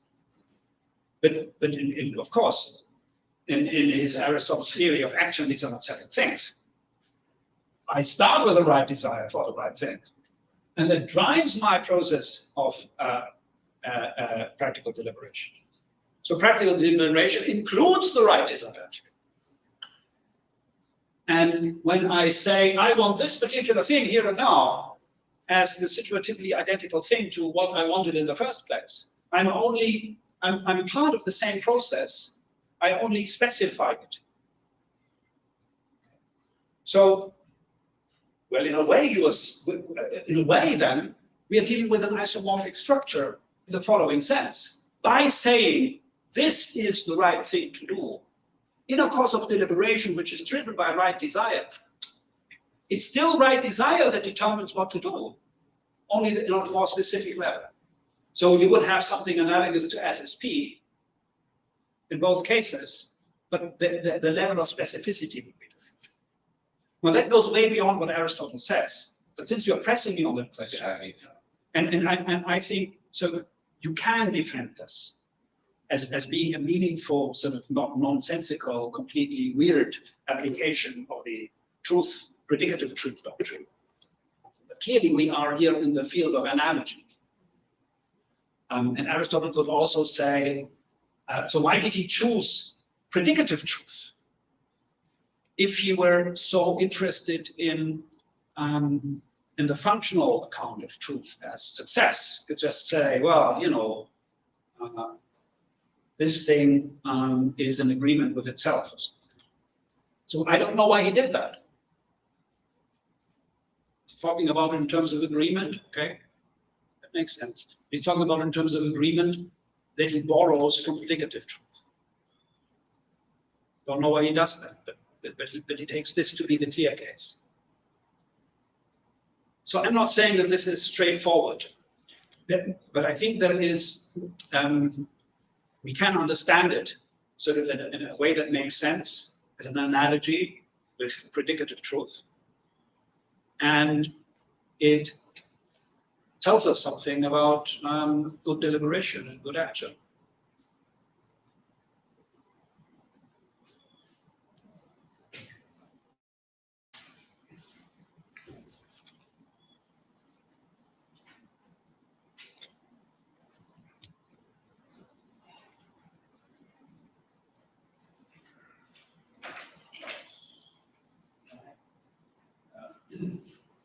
I followed your the last minutes of your presentation. Truth, then, in your target motivating text, I'm going here at 6. Truth should be understood as some kind of understanding of reality or something.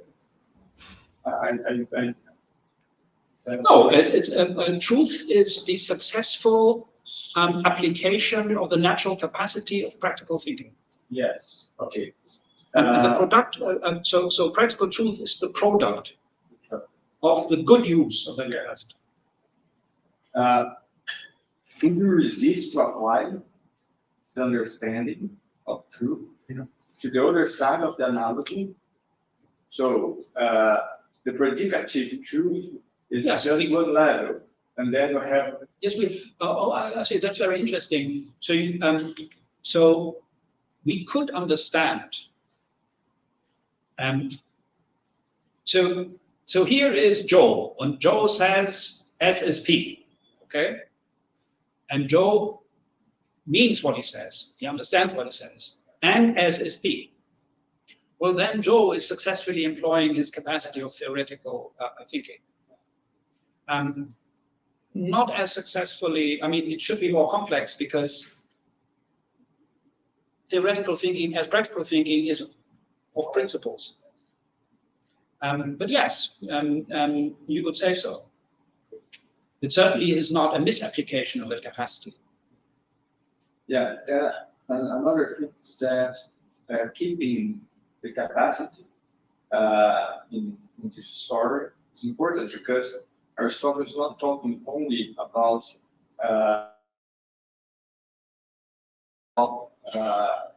practical thinking. Yes.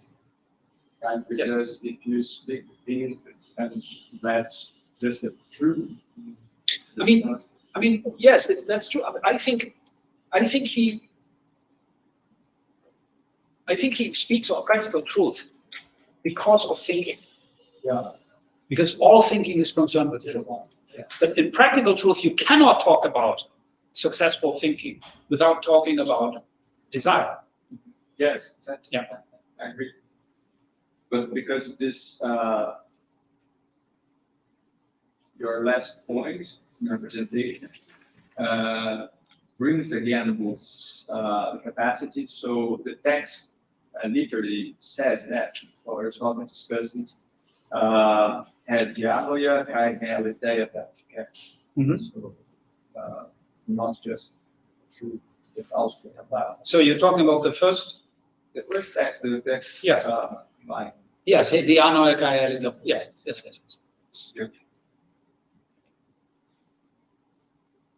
So a passage that I didn't reproduce here, that was important for me to understand these things, if I'm understanding them correctly, is the Anima 3:10.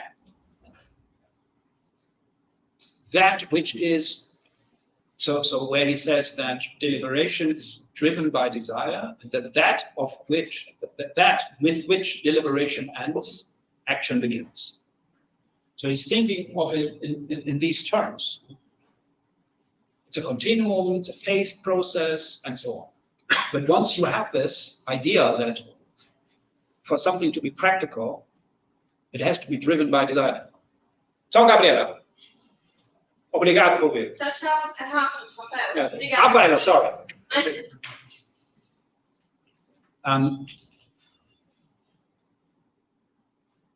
It might sound simplistic also, but practical thinking is thinking driven by a desire. Now, all thinking is driven by a desire, but that's a desire for a given goal, as he says there, which is not just the truth. So, so you cannot you cannot speak of practical rationality without desire.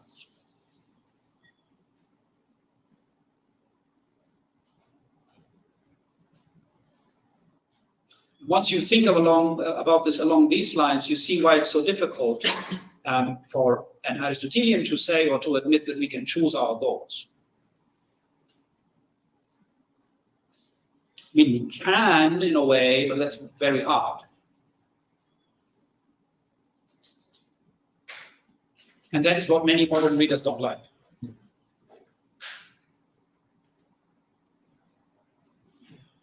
Yeah.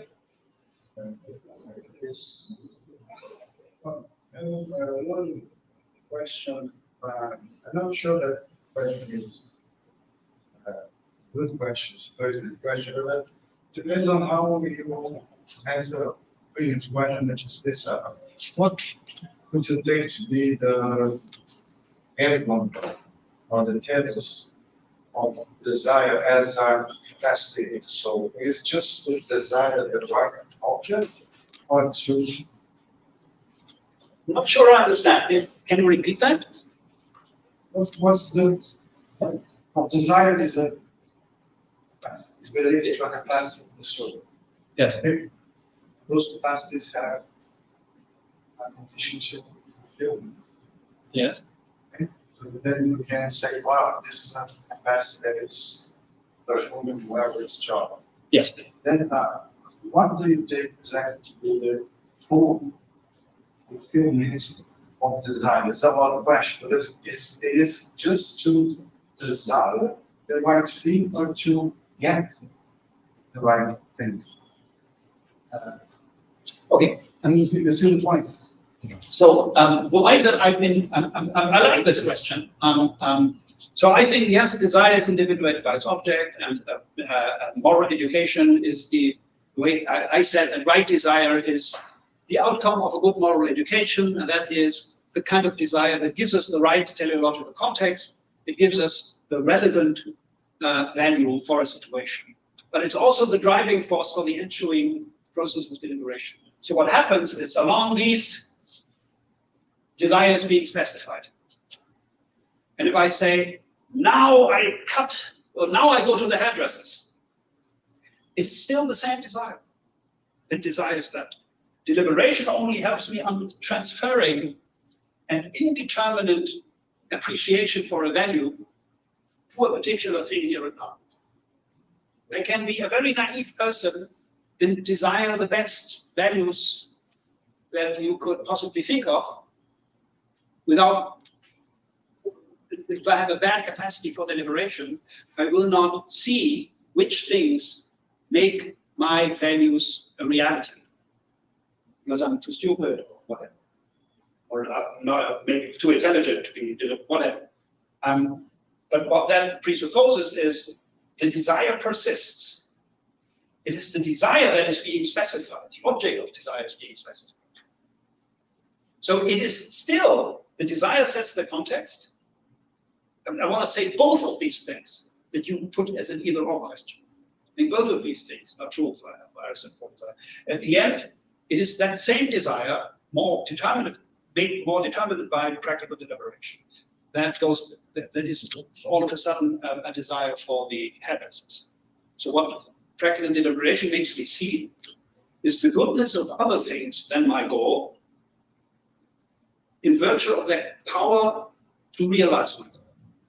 By going to the happiness, I'll become rich. To see that, I couldn't without thinking about things. But all of this is only a process of specification, determination, progressive determination of my desire.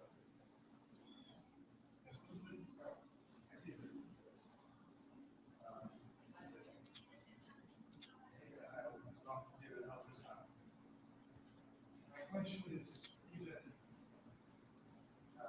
more interesting than this. You also might know, I don't have the answer either, but in what conditions Aristotle would say that the design of this guy is successful? Oh, Taking analogy with the theoretical capacity, for example, say, the theoretical capacity of this guy to be successful. Well, him as a geometer, because he's good at yes. Oh, but I have an answer to that one. in what conditions we say that, well, this is the capacity of this nature here is good. Only exists that gives this driving starting point, and it's for the specification of this. Yes, I see the question. When it gets exactly the final result, which is what it wants. So I mean, this really is a point. That's a difficult question because Aristotle nowhere talks about success conditions for desire without deliberation. And indeed, I mean, you have a desire for something. That's just something that happens. That doesn't, desire is not that you have, it's not something you decide to have. So it's weird to talk about success conditions of desire in isolation. Okay? And now, if you are John Searle, think of success, conditions of satisfaction. Yeah, okay, but that has to do with getting what you desire. That doesn't make the desire good. That makes, and so on and so forth. So that's not what you're asking. You're asking, when is the desire good? And I would say, I don't know, I'm speculating. Well, the desire is good, even if you are a very naive person. If you desire the relevant value, you're a good-natured person. But maybe your deliberative abilities are underdeveloped.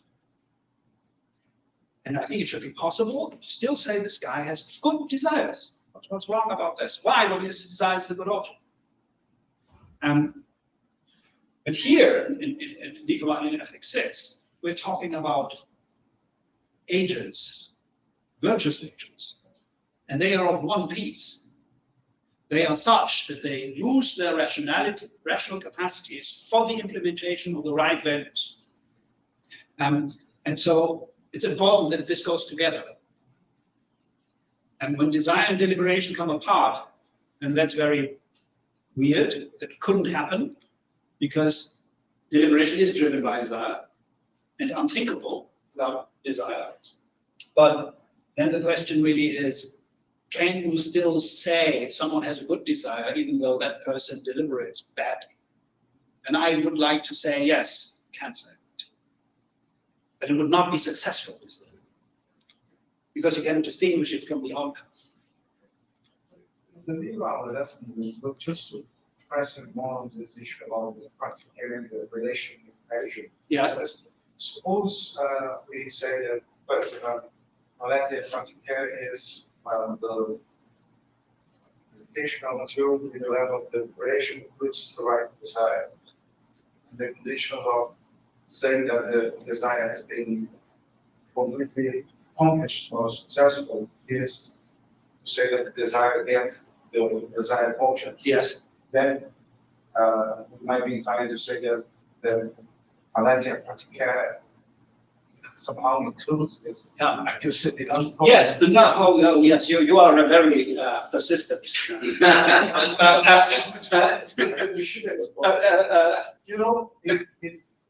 I'm sorry. No, If you ever go around 3 or 4 times.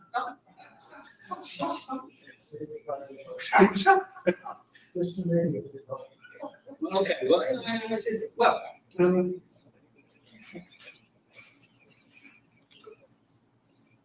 look, you just said in a way it should be included, and I say yes.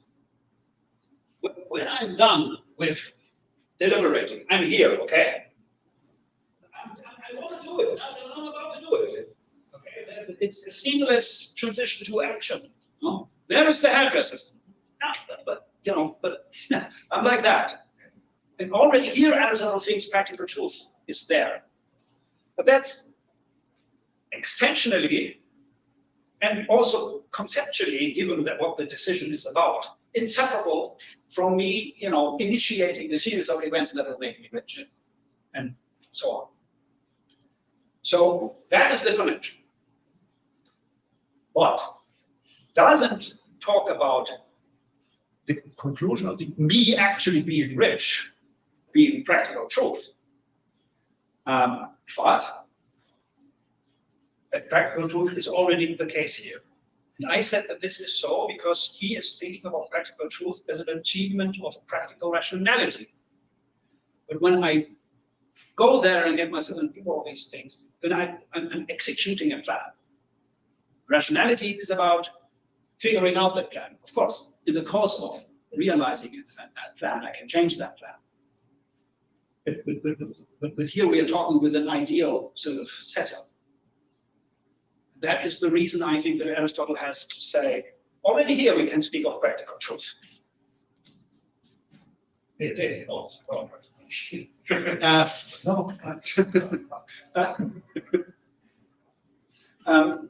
Practical truth, yes. So I don't know whether this satisfies you. So this gives us both a specific condition for success for practical intelligence and a connection to action, but without including the. So to say practical truth, the extension of the application of practical truth does not encompass the success of desire. Success of desire is only here when the conditions of satisfaction are met. When I'm rich, I am not full when I see the restaurant. Okay, I have to go inside the restaurant and eat. But my plan to go to the restaurant will be fully completed when I see the restaurant. Just Press me. Just suppose a situation, very counterfactual situation. Suppose imagine he's very good and deliberated, and he gets what we're describing as practical truth. But then suppose that the same agent not only once, but many times not implement the action, as you said. It was it also. Yeah. Then you feel that this might be some problem for the students. So it's one plan executed many times. Now, suppose that many plans, so many plans, all plans this guy has, It's always very successful for the duration. Yeah. That's the problem. That's the problem. Yeah.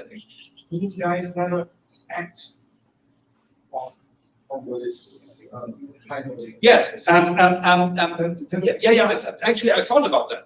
Can you just clarify what makes this question is? I think that at least some kind of reference to something like that should be included in trial. Yes, but I agree. It's something that the agent normally acts on this. But that is what I tried to, I thought about that.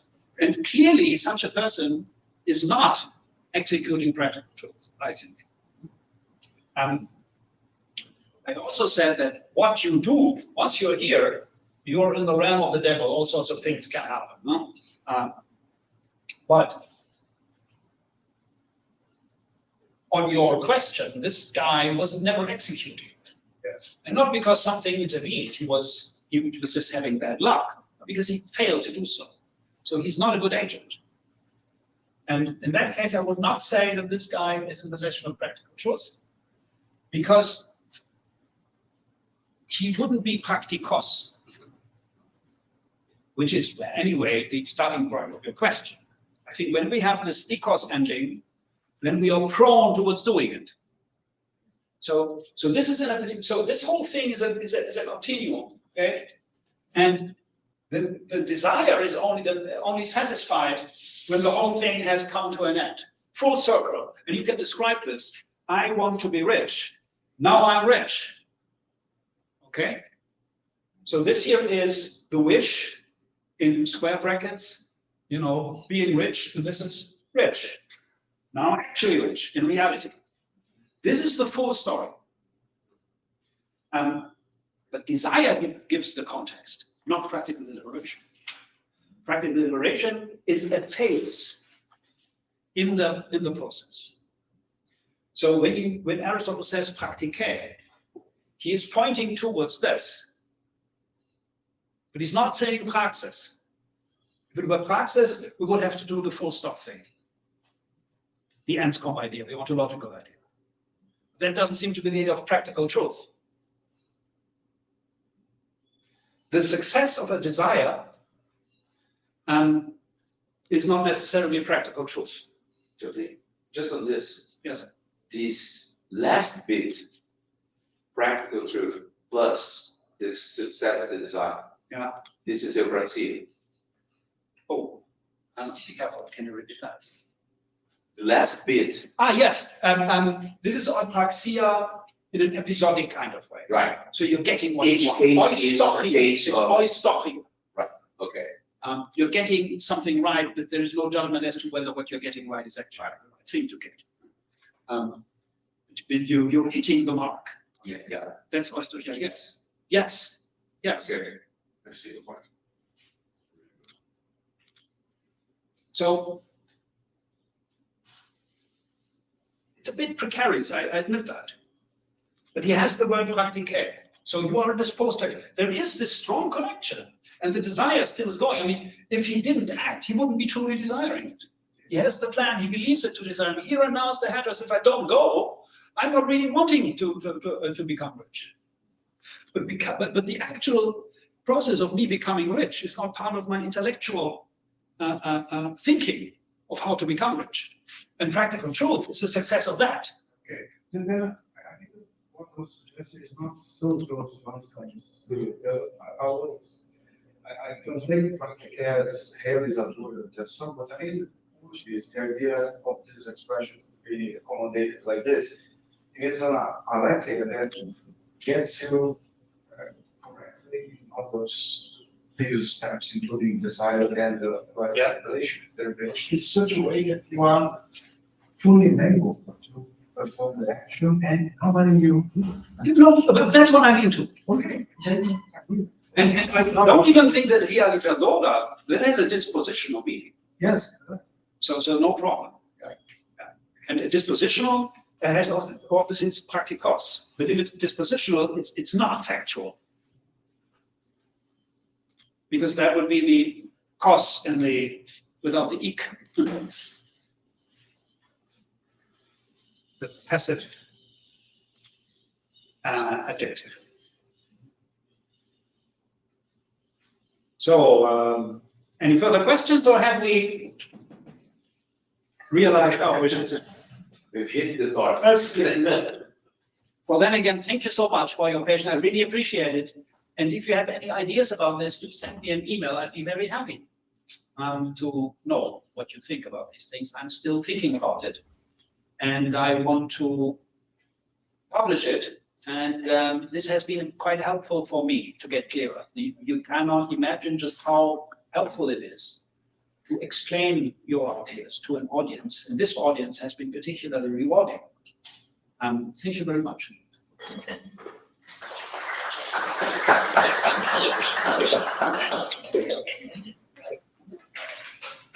Bem, em nome do programa de pós-graduação, eu agradeço a presença do professor Klaus Corcilius, que enfrentou uma grande trajeto difícil.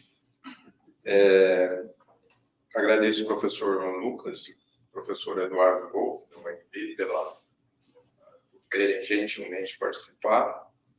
E espero que este workshop seja apenas a abertura de uma colaboração mais ampla que abra oportunidades para os estudantes terem um intercâmbio internacional e nacional com outras universidades. E então eu espero que seja prenúncio de outras ações que virão. Obrigado a todos pela participação, a atenção. Bom, eu queria também agradecer ao Ciro, né, pelo todo o trabalho durante essa semana. O Ciro faz um trabalho silencioso, mas muito importante e que mantém a nossa atividade de pé, assim. Coisas como, por exemplo, o ar-condicionado que não está funcionando bem. Não é problemas elétricos. Funcionou por causa do Ciro, todos os handouts que vocês tiveram foi por causa do Ciro, enfim. E o trabalho de bastidor, a filmagem, essas atividades silenciosas, pouco evidentes, que fazem com que o evento pudesse acontecer de modo eficiente. Isso se deveu ao Ciro, a quem a gente agradece.